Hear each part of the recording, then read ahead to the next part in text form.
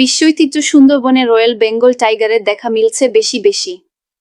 সম্প্রতি পর্যটকরা একসঙ্গে 3টি বাঘ দেখে উচ্ছ্বসিত হয়েছেন। বন বিভাগের তথ্য অনুযায়ী 2024 সালের অক্টোবরে করা সর্বশেষ জরিপে সুন্দরবনের বাংলাদেশ অংশে বাঘের সংখ্যা 125টি।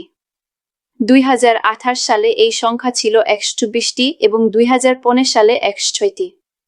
তবে বিশেষজ্ঞরা সতর্ক করেছেন, জলবায়ু পরিবর্তন ও মানবসৃষ্ট নানা হুমকির মুখে রয়েছে সুন্দরবন ও এর বাঘ।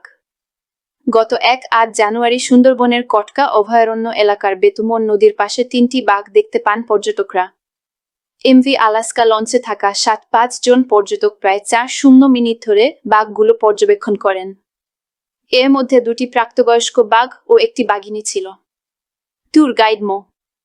আলামিন হোসেন জানান, 2014 সাল থেকে তিনি 7 বার সুন্দরবনে বাঘ দেখেছেন। বন বিভাগের তথ্য অনুযায়ী 2001 থেকে 2024 সালের মে মাস পর্যন্ত সুন্দরবনে 3টি বাঘের মৃত্যু হয়েছে। চোরা শিকার, বিষ দিয়ে মাছ শিকার, প্লাস্টিক দূষণ ও হরিণ শিকার সহ নানা কারণে বাঘের আবাসস্থল হুমকির মুখে। এছাড়া জলবায়ু পরিবর্তনের প্রভাবে লবণাক্ততা বৃদ্ধি ও প্রাকৃতিক দুর্যোগও বাঘের জন্য ঝুঁকি তৈরি করছে। সুন্দরবন পূর্ব বিভাগের বিভাগীয় বন কর্মকর্তা ডিএফও কাজী মোহাম্মদ নুরুল করিম বলেন, বাঘের আবাসস্থল নিরাপদ ও খাদ্য পর্যাপ্ত থাকায় বাঘের সংখ্যা বাড়ছে।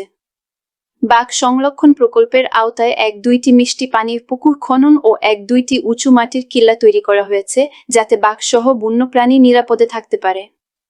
ওয়াইল্ড টিমের প্রধান নির্বাহী অধ্যাপক মো. আনোয়ারুল ইসলাম বলেন, সুন্দরবনে বাঘের সংখ্যা বাড়লেও চ্যালেঞ্জও বাড়ছে। বাঘ রক্ষায় স্থানীয় মানুষকে সম্পৃক্ত করা এবং জনসচেতনতা বাড়ানো জরুরি।